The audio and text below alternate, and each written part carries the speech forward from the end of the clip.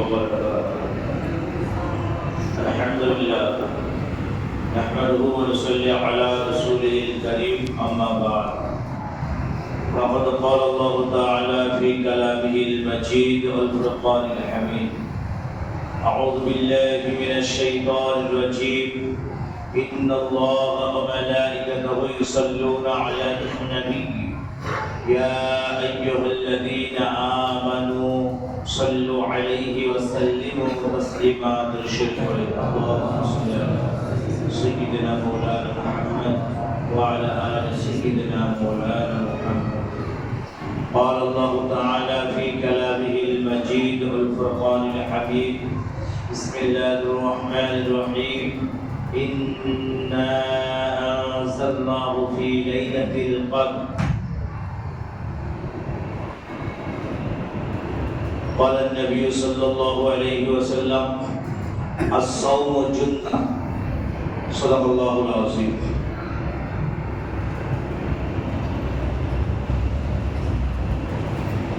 বিশেষ করে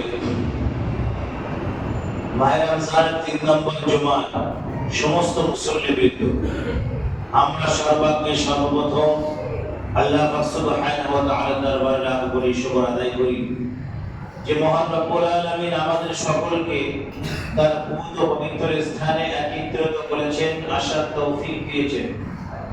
প্রাণ ভরে সেই মাহবুবের দরবারে, মুরিদের দরবারে সিজদা ওয়ার নমস্কারে শুকরিয়া জ্ঞাপন করি।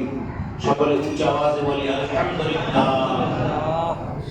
তারপরে মরুদুলাল মরুভাস্কর মা আমিলাল লাল জগৎগুরু বিশ্ব নবী আশরাফুল আম্বিয়া সাইয়্যিদুল মুরসালিন রাহমাতাল লিল আলামিন জনাব মুহাম্মদ রাসূলুল্লাহ সাল্লাল্লাহু আলাইহি ওয়াসাল্লাম তার উপর লাখ কোটি দরুদ ও সালাম। আমরা একবার বলি সাল্লাল্লাহু আলাইহি ওয়াসাল্লাম। পবিত্র মাহে জুমার ৩ নম্বর জুমা, আর একটা জুমা আছে আলহামদুলিল্লাহ, আল বিদা জুমা। এই মাহে রমজানের একটা জুমা আছে। তো যাই হোক, গত জুমায় যাকাত সম্পর্কে আলোচনা করেছিলাম। আজকে আমি কিছু সম্পর্কে আলোচনা করব। রোজা সম্পর্কে, রোজাদার ব্যক্তিরা আল্লাহর কাছে তাদের প্রাপ্য কি তারা পাবে কি, তাদের যাদের রোজা আল্লাহ কবুল করেছেন তারা আল্লাহর দরবারে কি পাবে। নবী বলেছেন আস-সাওমু জুন্নাহ, রোজা ঢাল স্বরূপ। রোজা ঢাল স্বরূপ। যুদ্ধ করতে গেলে যেমন ঢাল তরবারি দরকার, তার মানে কি যুদ্ধ থেকে, অস্ত্রের আঘাত থেকে হেফাজত হওয়ার জন্য ঢালের প্রয়োজন। আর নবী বলেছেন আস-সাওমু জুন্নাহ, রোজা ঢাল স্বরূপ। রোজা জাহান্নাম থেকে বাঁচার জন্য ঢাল স্বরূপ। রোজা জাহান্নাম থেকে বাঁচার জন্য ঢাল স্বরূপ। তাহলে যারা এবার রোজা করলো না,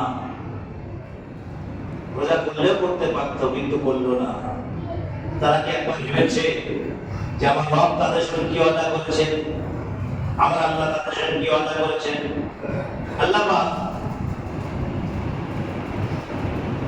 সূরা কদরের ৩ আয়াত, ইন্না আনজালনাহু ফি লাইলাতিল কদর ওয়া মা আদরাকা মা লাইলাতুল কদর লাইলাতুল কদরি খায়রুম মিন আলফি শাহর। এই ৩ আয়াতের ভিতরে আজকে ২১ কদর, মনে রাখবেন আজকে ২১ কদর। কদর আজ থেকে স্টার্ট হয়ে গেল। আল্লাহ পাক বলেন ইন্না আনজালনাহু ফি লাইলাতিল কদর, আমি কোরআনকে কদরের রজনীতে অবতীর্ণ করেছি। একবার জোরে বলুন সুবহানাল্লাহ। কোরআনকে কদরের রজনীতে অবতীর্ণ করেছি। আবার পরে বলেছেন কদর নাম কি তোমরা জানো? ওমা আদরাকা মা লাইলাতুল কদর, কদর নাম কি তোমরা জানো? কোনটা কদর রাত তোমরা কি জানো? আল্লাহ পাক কোরআন শরীফে বিভিন্ন জায়গায় বলেছেন শাহরুর রমাদানাল্লাযী উনজিলা ফীহিল কুরআন, আমি কোরআনকে মাহে রমজানে অবতীর্ণ করেছি। আবার কোন জায়গায় বলছেন ইন্না আনজালনাহু ফি লাইলাতিল কদর, আমি কোরআনকে কদর রজনীতে অবতীর্ণ করেছি। যে রাতে আজকে আমরা নামাজ পড়বো, এই রাতের কথা আল্লাহ বলছেন যে আমি কোরআনকে কদরের রজনীতে অবতীর্ণ করেছি। আবার আল্লাহ পাক যে কথাগুলো কোরআনে কারিমে কমপ্লিট করতে পারেন নাই, কমপ্লিট করেন নাই, যেমন আমি যাকাতের কথা গত জুমা আলোচনা করেছিলাম। যাকাত আল্লাহ পাক শুধু বলে দিয়েছেন কোরআনে কারীমে, যাকাত দাও, আর কাকে দেবে, কাদেরকে যাকাত দেবে কথা আল্লাহ বলে দিয়েছেন। আল্লাহ পাক কোরআনে স্পষ্ট বলেছেন নামাজ পড়ো। নামাজের কথা কোরআন শরীফে 82 জায়গায় বলা হয়েছে, কিন্তু কোন রাকাত নামাজ বলা হচ্ছে, কোন ওয়াক্তের নামাজ বলা হচ্ছে, হজের কথা কোরআন শরীফে বলা হয়েছে, কিন্তু সাফায় যাও, মারওয়া সাফা মারওয়া করো, তাওয়াফ করো, সাই করো, মিনায় যাও, মুজদালিফায় যাও, কথা বলা হয়েছে। আল্লাহ পাক কোরআন শরীফে শুধু মেইন কথাটা কোরআনে ইঙ্গিত দিয়েছেন, আল্লাহ মেইন কথা বলবেন। বাকি আল্লাহ বলছেন আমার নবীকে ফলো করো। একবার জোরে বলুন সুবহানাল্লাহ। নবীকে ফলো করো, কারণ আল্লাহ পাক সব যদি আল্লাহ বলে দেন আমার নবী কি বলবে, যদি আল্লাহ বলছেন আমার নবীকে ফলো করো। আচ্ছা, নবী আমার আল্লাহ আমার নবীকে পাঠিয়েছেন, আল্লাহ নবীকে পাঠিয়েছেন, কিন্তু আল্লাহ কি আমার নবীকে বাদ দিয়ে কোনো কাজ করেছেন? একটা কোনো কাজ করেছেন? শুধু ইবাদতের ক্ষেত্রে আমার নবীকে আল্লাহ সাইড করেছেন। ওয়া'বুদুল্লাহ ওয়া রাসূলুহু, আল্লাহ কোন জায়গায় বলেন নাই। ইবাদতের ক্ষেত্রে আল্লাহ নবীকে সাইড করেছেন, বাকি আমার নবীকে বাদ দিয়ে আল্লাহ একটা কোনো কাজ করেন নাই। এবং নবী যখন আল্লাহর দরবারে গেলেন, লা তাকাম লা সামাতের একটা জায়গা আমার নবীকে আবার আল্লাহ নিয়ে গেলেন, যে জায়গায় শুধু আল্লাহ এবং নবী। একবার জোরে বলুন সুবহানাল্লাহ। আল্লাহ বলে হাবিব জান্নাত বানিয়েছি আমি, কিন্তু এর মালিকানা আমি তোমাকে বানিয়ে দিলাম। একবার জোরে বলুন সুবহানাল্লাহ। জান্নাত বানিয়েছে আল্লাহ, মালিকানা তিনি কাকে বানিয়েছেন? আমার নবীকে। এজন্য আল্লাহ পাক আমার নবীকে নিয়ে এমন একটা জায়গায় গেলেন, লা মাকাম লা সামা, কোন আসমান নেই, কোন স্থান নেই, সেই জায়গায় আমার নবীকে আল্লাহ নিয়ে গেলেন। আল্লাহ বলছে হাবিব আরশে আসবে, এখানে আমি আলোচনা করতে পারতাম, কিন্তু এখানে 4 জন ফেরেশতা আছে, আর তহল্লায় 4 জন ফেরেশতা এখানে মজুদ আছে। এখানে বললে রহস্য ফাঁস হয়ে যাবে, এখানে কথাগুলো বলা যাবে না। আমার আল্লাহ আমার নবীকে এতটা ভালোবাসেন, কত ভালোবাসেন আপনার প্রভাব করেন। আল্লাহ আমার নবীকে নিয়ে এমন একটা মাকামে গেলেন, এমন একটা জায়গায় আমার নবীকে নিয়ে আল্লাহ গেলেন যে জায়গার কোনো নাম নাই, সেই জায়গায় আমার নবীকে নিয়ে আল্লাহ চলে গেলেন। তাহলে আল্লাহ পাক রব্বুল আলামিন আমার নবীকে বাদ দিয়ে একটা কোনো কাজ করেন না, কোনো কাজ করেন না। এবং আমার নবীকে আল্লাহ বারবার করে বলেছেন, কুল ইন কুনতুম তুহিব্বুনাল্লাহ ফাত্তাবিউনি ইউহিব্বুকুমুল্লাহ। আল্লাহ পাক বলেন হাবিব, হে বিশ্বের মানুষেরা, তোমরা যদি আল্লাহকে পেতে চাও, হাবিব আপনি বলে দিন, বিশ্ববাসীকে বলে দিন, যে তোমরা আল্লাহকে পেতে চাও, আল্লাহকে অনুসরণ করতে চাও, তাহলে আগে নবীর দাওয়াত করো, নবীর অনুসরণ করো। একবার জোরে বলুন সুবহানাল্লাহ। আল্লাহকে পাওয়ার আগে নবীর কাছে যাও, নবীর দরবারে যাও, নবীর কাছে গিয়ে নবীর দাওয়াত করো, নবীর অনুসরণ করো, তাহলে তোমরা আল্লাহকে পেয়ে যাবে। আচ্ছা, আল্লাহ যদি বলে এটা আমার বান্দা, নবী কি বলবে যে আমার উম্মত নয়? এরা নবীর কথা স্বীকার করবে না। নবী যদি বলে যে আমার উম্মত, আল্লাহ বলতে বান্দা এটা আমার বান্দা। একবার জোরে বলুন সুবহানাল্লাহ। যাই হোক, মাহে রমজানের অনেক আলোচনা ছিল, আলহামদুলিল্লাহ। আমি কয়েক জুমা করছি, আগামী জুমায় মাহে রমজানের আলোচনা শেষ হবে। আগামী জুমা আল-বিদা জুমা, আগামী জুমা আল-বিদা জুমা। আল্লাহ পাক রোজাদারকে, যারা রোজা রেখেছেন দুনিয়ার জমিনে, যারা রাখে নাই, রোজার কাফারা আছে, রোজার কাফারা আছে, নামাজের কোনো কাফারা নাই, মনে রাখবে রোজার কাফারা আছে। কোন মানুষ রোজা রাখতে পারলো না, সে কি করবে? সমস্যা, ওষুধ খেতে হয়, অনেক সমস্যা তার, সে রোজা রাখতে পারলো না, সে কি করবে? নবী বলেছেন সে যেন সারাদিন 3 সাল একটা মানুষকে খাওয়ানোর যে টাকা, সেই টাকা তাকে সাদকা করে দেয়। ইফতার থেকে নিয়ে সেহরি পর্যন্ত 3 সাল একটা মানুষকে সাদকা করে। একটা মানুষকে 3 সাল খাওয়াতে যে খরচা, সেই মানুষটাকে যেন দিয়ে দেয়, তাহলে তার রোজার কাফারা আদায় হয়ে যাবে, রোজার কাফারা আদায় হয়ে যাবে। এখন কোন রোজাদার সারাদিন না খেয়ে আছে সন্ধ্যা পর্যন্ত, কোন গীবত করে নাই, চগলখড়ি করে নাই, ঘোরাফেরি করে নাই, পরনিন্দা করে নাই, পরচর্চা করে নাই, তার রোজা আল্লাহর দরবারে কবুল হয়ে গেছে, আল্লাহ তাআলা রোজা কবুল করে নিয়েছে। এখন এই ব্যক্তি আল্লাহর কাছে কি পাবে? আমি বলবো আল্লাহর কাছে বলবো। এদের জন্য প্রত্যেকটা রোজাদারের জন্য আল্লাহ পাক একটা স্পেশাল জান্নাত বানিয়েছেন। স্পেশাল জান্নাত শুধুমাত্র রোজাদাররাই যাবে, অন্য করেও মানুষ ঢুকতে পারবে না। একবার জোরে বলুন সুবহানাল্লাহ। শুধু রোজাদাররাই প্রবেশ করবে সেই জান্নাত দরজা দিয়ে, অন্য কোনো মানুষের প্রবেশ করার অনুমতি নাই, শুধুমাত্র যারা রোজা রেখেছিল। এখন আমরা আগে নবীর উম্মত, আমাদের আগে কোন নবী ছিল? ঈসা আলাইহিস সালাম ছিল। ঈসা আলাইহিস সালামের উম্মত আছে, তার আগে কোন নবী ছিল? এরা ভাবে বলে যত নবী পিছনে যাব তারা থাকবে। তারা কি জানবে যে একটা রোজার জন্য আল্লাহ স্পেশাল জান্নাত বানিয়েছে? তাদের কাছে কোনো খবর নাই। তাদের কাছে এই খবর তাদের কাছে নাই, কিন্তু তাদের খবর আমাদের কাছে আছে। তাদের খবর আমাদের কাছে আছে, কারণ আল্লাহ রাসূল আল্লাহ নবী বলেছেন প্রত্যেকটা নবীর কাছে প্রত্যেকটা নবীর খবর থাকে। প্রত্যেকটা নবীর কাছে প্রতিটা নবীর খবর থাকে। তাহলে আমরা জানি কিভাবে? আমরা জানি কোরআন শরীফ পড়ি, কোরআনে কারীম থেকে আমরা বুঝতে পারছি। এই কোরআনটা আজকের কোরআন নয়, 2000 বছর আগের কোরআন।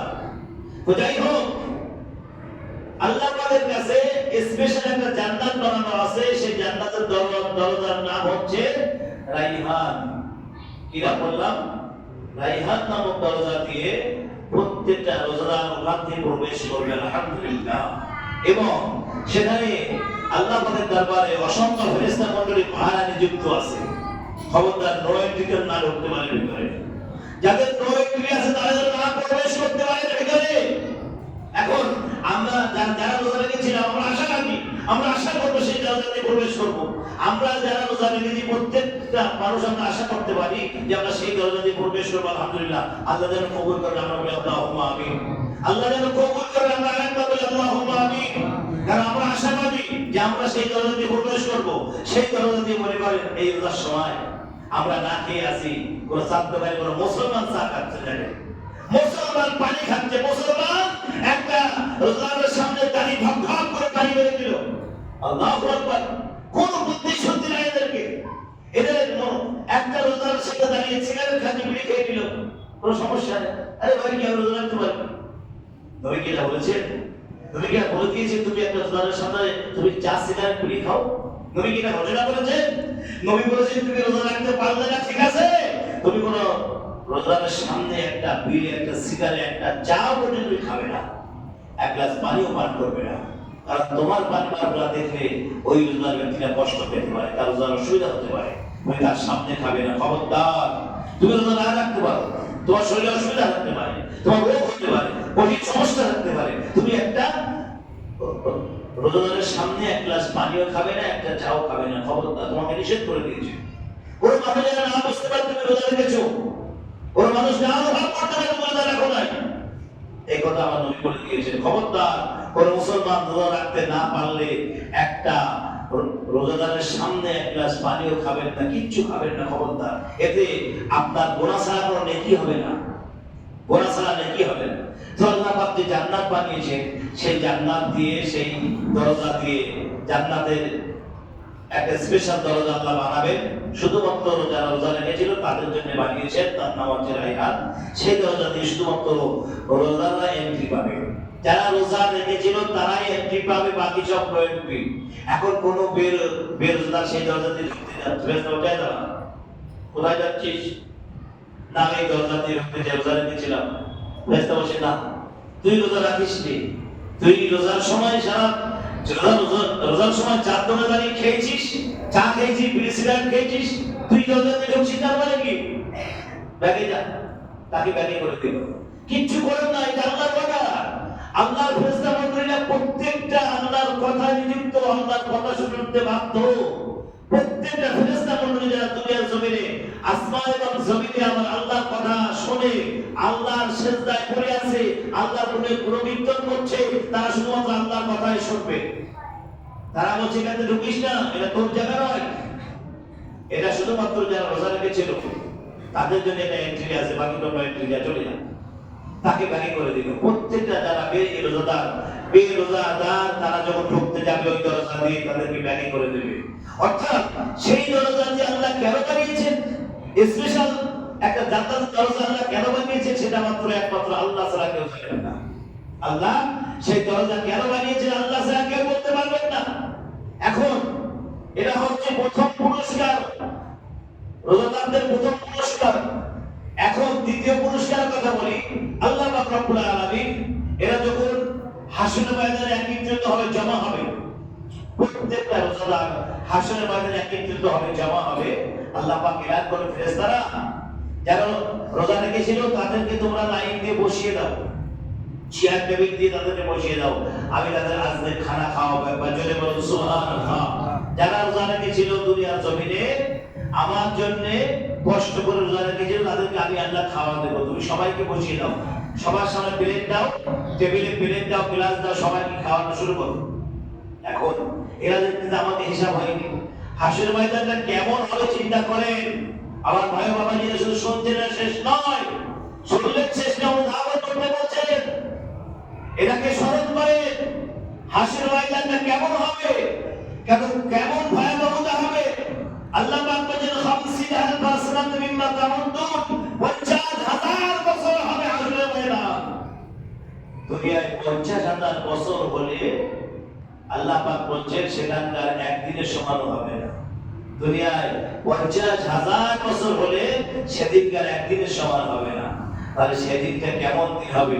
আল্লাহ পাক রব্বুল আলামিন বলছেন সমস্ত রোজাদারদের সামনে চেয়ার টেবিল খাদ্য রেডি আছে। খাদ্যটা কি হবে? আল্লাহ নবী বলেছেন যারা আল্লাহর দরবার থেকে খাদ্য পাবে সেটা হবে নীল গায়ের গোশত অথবা মাছের কলিজা। নীল গায়ের গোশত অথবা মাছের কলিজা, এটা হবে প্রথম খাদ্য জান্নাতে। এবং হাসরের ময়দানে আল্লাহ পাক এটাই খাওয়াবেন শুধুমাত্র যারা রোজা রেখেছিল। সবার সামনে খাদ্য রেডি আছে, খাও। এরা খায় না, এরা খাচ্ছে না। এরা বলছে আল্লাহ আমাদের হিসাব হয়নি এখনো, আমরা খেতে পারি না, হিসাব হয়নি, জান্নাতে যাবো না জাহান্নামে যাবো কোনো খবর হয়নি, আমরা খেতে পারবো না। তাহলে সমস্ত মানুষ হিসাবের জন্য জর্জরিত, প্রত্যেকটা মানুষ হিসাবের জন্য পেরেশান। কখন হবে আমার হিসাব, কখন হবে আমার হিসাব, আমি জান্নাতে যাবো না জাহান্নামে যাবো কোনো খবর নাই, আমি খানা খাবো, আমি খানা খেতে পারবো না। তাহলে হাসরের ময়দানটা হবে তিনটে শ্রেণী মানুষ হবে সেখানে। মনে করেন কোনো মানুষ ডাক্তার দেখাতে গেল, একটা নামি দামি ডাক্তার যার ফিস 1000 টাকা মনে করেন, 2000 টাকা ফিস মনে করে, তাকে দেখাতে গেলে কোনো মানুষ ডাক্তার দেখে, কোন মানুষ লাইনে দাঁড়িয়ে আছে, আবার কেউ বসে আছে অপেক্ষা করতে, আমার লাইন অনেক দেরি আছে, এখন 2 ঘন্টা সময় আছে, আমার দেরি সময়, আমার ডাক্তার দেখেন 2 ঘন্টা সময় আমি বসে থাকি। তাহলে কেউ বসে থাকে, কেউ লাইন দাঁড়ায়, কেউ ডাক্তার দেখে। এটা দুনিয়ার সিস্টেম। আল্লাহর দরবারে হাসরের ময়দান ঠিক এরকম হবে, কোন মানুষ আল্লাহর আরশের ছায়ায় দাঁড়িয়ে থাকবে। একবার জোরে বলবেন না সুবহানাল্লাহ। আরশের ছায়ায় দাঁড়িয়ে থাকবে। কোন মানুষের হিসাব শুরু হয়ে গেছে, কোন মানুষ দাঁড়িয়ে আছে। আল্লাহু আকবার। সেদিন সমস্ত কওম থাকবে, সমস্ত উম্মত থাকবে, সমস্ত নবীরা সেদিন মওজুদ থাকবে, আমার আল্লাহ স্বয়ং সেদিন হাজির থাকবে। আর এবার এদেরকে বলা হবে তোমরা খানা খাও। খানা খাবে না, খেতে চাইবেন, আমার হিসাব হয় নাই। আল্লাহ তাআলা যতক্ষণ আল্লাহ হিসাব না নেবে ততক্ষণ আমরা খানা খাবো না। মহান আল্লাহ পাক বলছেন, ও আমার বান্দারা, যারা আমার তরফ থেকে খাদ্য পেয়েছো, খানা পেয়েছো, তোমরা নিশ্চিন্তে খাওয়া শুরু করো। আমি আল্লাহ তোমাদের হিসাব নেব। একবার জোরে বলুন সুবহানাল্লাহ। তোমাদের হিসাব আমি আল্লাহ দেব না, তোমরা খাওয়া শুরু করো, শুরু করে দাও, দেরি করো না। তোমরা দুনিয়ার জমিনে রোজা রেখেছিলে, আমি আমার ওয়াদা অনুযায়ী লা তাবদীলা লিকালিমাতিল্লাহ, আমার কথার কোনো পরিবর্তন হয় না। আমি আল্লাহ ওয়াদা করেছিলাম তোমাদের খাওয়াবো, তাই আমার তরফ থেকে তোমরা খাদ্য পেয়েছো। আমার তরফ থেকে যারা খাদ্য পেয়েছো নিশ্চিন্তে খাও, তোমাদের কোনো হিসাব দিতে হবে না। তোমরা খাদ্য খেয়ে বিনা হিসাবে আমার জান্নাতে প্রবেশ করো। একবার জোরে বলুন সুবহানাল্লাহ। আল্লাহ আমাদের দরবারে এরা খাদ্য খাবে এবং খাওয়ার পরে তারা জান্নাতের ভিতরে প্রবেশ করবে। কারা? শুধুমাত্র রোজাদার, শুধু রোজাদার। বৈশাখ জ্যৈষ্ঠ মাসে যখন রোজা হয়, বৈশাখ জ্যৈষ্ঠ আষাঢ় মাসে যখন রোজা হয়, তখন রোজা বোঝা যায় কজন রোজা রেখেছে, কজন রোজাদার। সেই সময় ভাব করা যায় রোজার কষ্ট, রোজা সম্পর্কে কত সমস্যা, মানুষ কত কথা বলে। সেই সময় আমার ঘরে চাল নাই না কি আর রোজা থাকবো, কত কথা বলে। এই কথাগুলো বলা নয়। রোজা দিয়ে কত মানুষ ঠাট্টা বিদ্রুপ করে, মুসলমান করে মুসলমান। আজকে রোজা আপনি রাখতে পারলেন না, ঠিক আছে, আপনি রোজা দিয়ে ঠাট্টা করবেন কেন? আপনার ধর্ম নিয়ে আপনি ঠাট্টা করবেন কেন? একটা ইহুদি কি বলবে এটা আপনার ভাবা দরকার, যে আমি যদি আজকে এই কথা বলি একটা ইহুদি আমাকে কি বলবে, সে আমাকে ভালো বলবে। তাহলে রোজা সম্পর্কে যারা খারাপ ধারণা করেন তাদের একটা কথা বলি, আজকে যারা সিএনসিতে চিকিৎসার জন্য এসেছেন, এখানে আসতে হবে যারা রোজা রাখবে। আল্লাহ পাক আমার নবী বাণীর পরে নবী জানিয়ে দিয়েছে রোজা যেমন শরীরের উপকার তখন আল্লাহর হুকুম মানা হয়, এবং শরীরের ভিতরে রোগ পায়রামকে আল্লাহ দূরে সরিয়ে দেন। একবার জোরে বলুন সুবহানাল্লাহ। শরীরের ভিতরে রোগ পায়রামকে আল্লাহ দূরে সরিয়ে দেন। নবী বলেছে রোজা রাখলে বড় রোগটা হবে না। রোজা শরীরের কোষ ওই জিনিসটাকে নষ্ট করে দেয়। যারা গবেষণা করে পেয়েছেন, আমেরিকার একজন গবেষক পেয়েছেন, হাসি হাসলে মুসলমান আলহামদুলিল্লাহ বলে কেন? তিনি হিসাব করে দেখলো 100 কয়েকটা রোগ তার শরীর থেকে বার হয়ে যায়। তিনি ইসলাম কবুল করেছেন। একবার জোরে বলুন সুবহানাল্লাহ। হাসি হলে মুসলমান আলহামদুলিল্লাহ বলে কেন? এই বিষয় নিয়ে গবেষণা করেছেন, গবেষণা করে পেয়েছেন যে শরীর থেকে 100 কয়েকটা রোগ শরীর থেকে বার হয়ে যায়। তিনি সঙ্গে সঙ্গে ইসলাম কবুল করেছেন। আল্লাহ তাকে হেদায়েত নসিব করেছেন। তাহলে এইভাবে বলি, আয়াত ব্যক্তি রোজা সম্পর্কে গবেষণা করে তিনি পেলেন রোজা রাখলে বড় রোগটা আর হবে না। আল্লাহর হুকুমে সেই রোগটা আল্লাহ খতম করে দেবে। আজকে যদি আমরা ইসলামের ভিতরে পরিপূর্ণ থাকতে পারতাম, কোন রোগ আমাদের স্পর্শ করতে পারতো না, কোন রোগ আমাদেরকে স্পর্শ করতে পারতো না। কিন্তু আমরা পরিপূর্ণ ইসলামের ভিতরে নেই বলে আজকে আমরা কঠিন সমস্যার সম্মুখীন হচ্ছি, কঠিন সমস্যার সম্মুখীন হচ্ছি। পরিপূর্ণ ইসলামের ভিতরে আমরা দাখিল হতে পারছি না বলে। আজকে মাহে রমজান চলছে,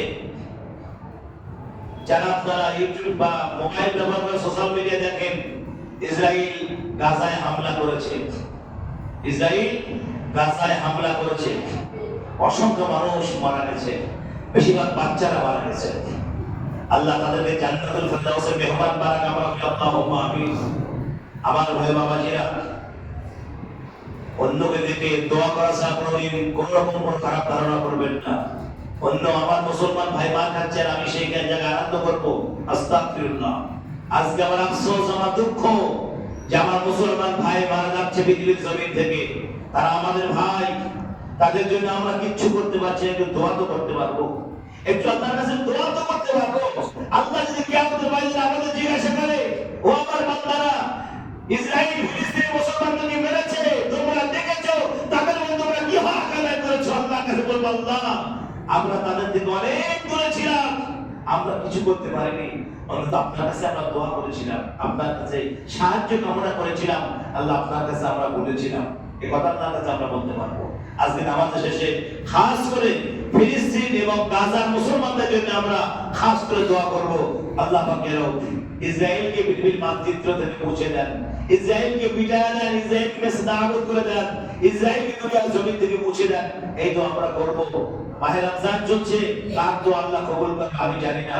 আল্লাহ পাকের দরবারে আমরা আজকে খাস করে দোয়া করব ইনশাআল্লাহ। আর 3 নম্বর পুরস্কার রোজাদারের, আল্লাহ রোজাদারের সঙ্গে সর্বপ্রথম জান্নাতে দেখা করবেন। একবার জোরে বলবেন না সুবহানাল্লাহ। আল্লাহ পাক দেখা করতে যাবেন রোজাদারের সঙ্গে, রোজাদারের সঙ্গে আল্লাহ দেখা করতে যাবেন জান্নাতের ভিতরে। এই যারা রোজা রেখেছিলে তোমরা আমাকে দেখো। আল্লাহু আকবার। আল্লাহ তো নিরাকার, শরীয়তে বলছে আল্লাহ নিরাকার, ওয়াজিবুল উজুদ, আল্লাহ নিরাকার। কিন্তু হাকিকাতে মারিফাতে বলা হয়েছে আল্লাহর আকার আছে। একবার জোরে বলবেন না সুবহানাল্লাহ। যারা আল্লাহকে দেখেছে তারা কি দেখেছে? এই সম্পর্কে আলোচনা করার পরে আল্লাহকে কি দেখেছে? শরীয়ত বলছে আল্লাহ নিরাকার, আল্লাহর কোনো আকার নাই। হাকিকাতে বলা হয়েছে না, আল্লাহর আকার আছে। যারা আল্লাহকে দেখেছে তারা কি দেখলো? নূরুন আলা নূর। একবার জোরে বলবেন না সুবহানাল্লাহ। আল্লাহ নূরুন আলা নূর। যাই হোক, এই সম্পর্কে আলোচনা পড়াবে। আজকে যে আলোচনা করলাম, তাহলে রোজাদারের 3 নম্বর পুরস্কার, তারা জান্নাতের ভিতরে আল্লাহর সাথে সাক্ষাৎ করতে পারবে, আল্লাহর সাথে দেখা করতে পারবে, শুধুমাত্র রোজাদার না। এবং রোজাদার দুনিয়ার জমিনে রেখেছিল, তাদের জন্য আল্লাহ আরো অনেক পুরস্কার রেখেছেন, অনেক পুরস্কার আছে। তাদের জন্য জান্নাতের হুর বালাগানের সাথে বিবাহ বন্ধনে আবদ্ধ করবেন আমার আল্লাহ। হুর বালাগান, যারা জান্নাতের ভিতরে হুর গিলমান যারা আছে, তাদের সাথে বিবাহ বন্ধনে আবদ্ধ করবে আল্লাহ পাক নিজে স্বয়ং। তাহলে রোজা যারা রাখছি আমরা, আল্লাহ রাসূল বলেছেন আস-সাওমু জুন্নাহ, রোজা ঢাল স্বরূপ, জাহান্নাম থেকে বাঁচার জন্য ঢাল স্বরূপ রোজা।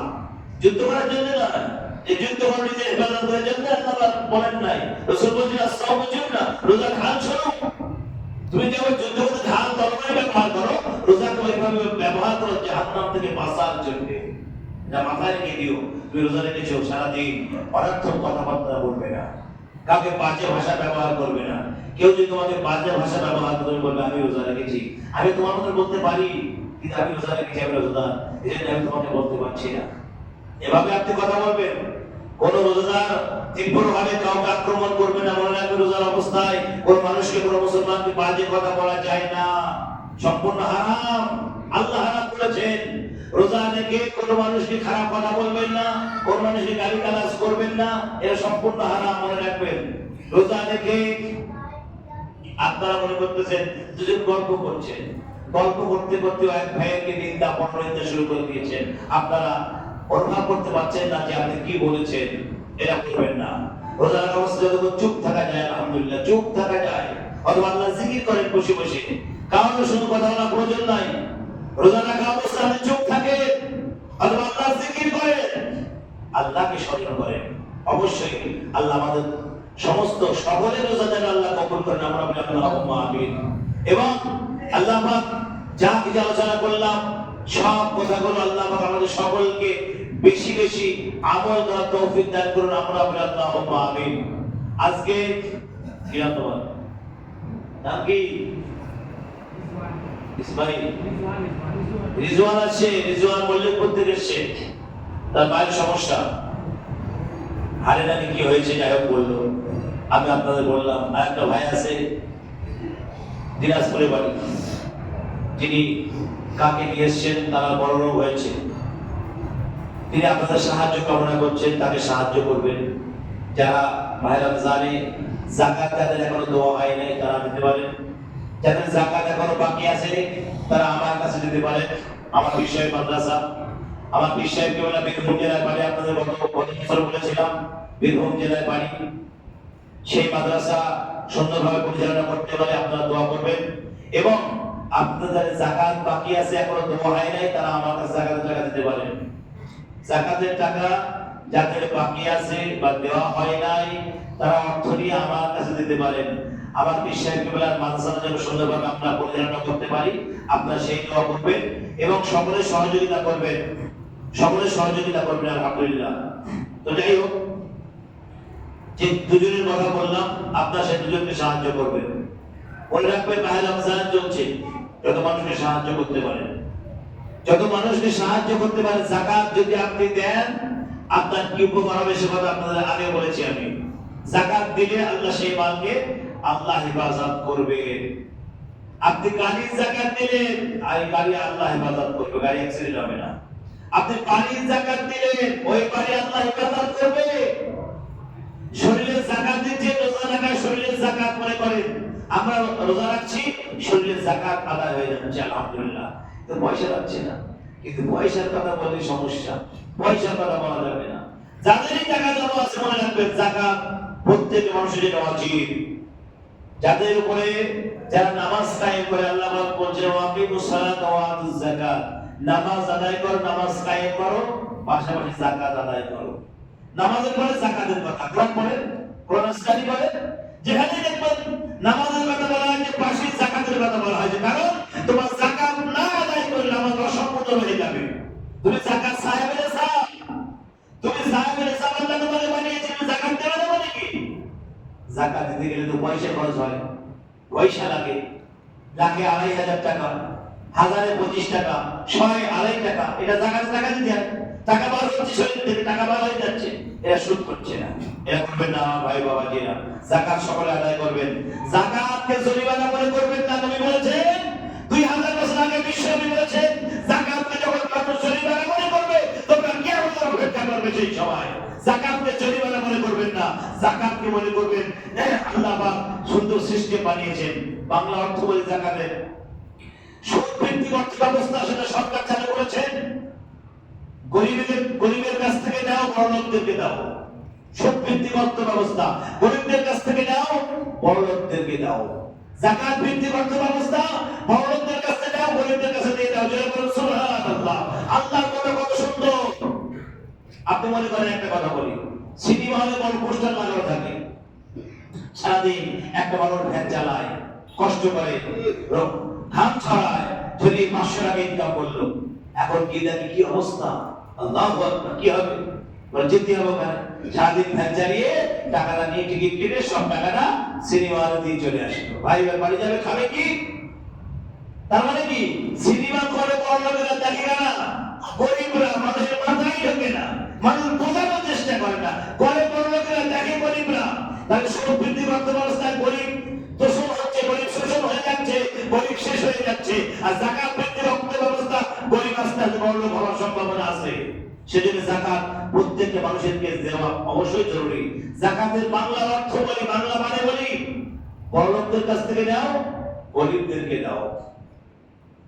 গরিবদের কাছ থেকে নাও, গরিবদের সাহায্য করো, গরিবদের দাও। এটা জাকাত ভিত্তিক অর্থ ব্যবস্থা। যাই হোক, যাদের জাকাত এখনো দেওয়া হয় নাই, আমি সকলকে বলবো তারা জাকাতের পয়সা যেন আমার কাছে দেন, আলহামদুলিল্লাহ। এবং যে দুজনের নাম আমি বললাম, এই দুজনকে আপনারা সকলে সাহায্য করবেন। আল্লাহ পাক আমাদের সকলকে শুনে এবং বোঝাতে বেশি বেশি আমল তৌফিক দান করুন। আমরা বলি আল্লাহুম্মা আমিন। ওয়া আখিরু দাওয়ানা আলহামদুলিল্লাহি রাব্বিল আলামিন।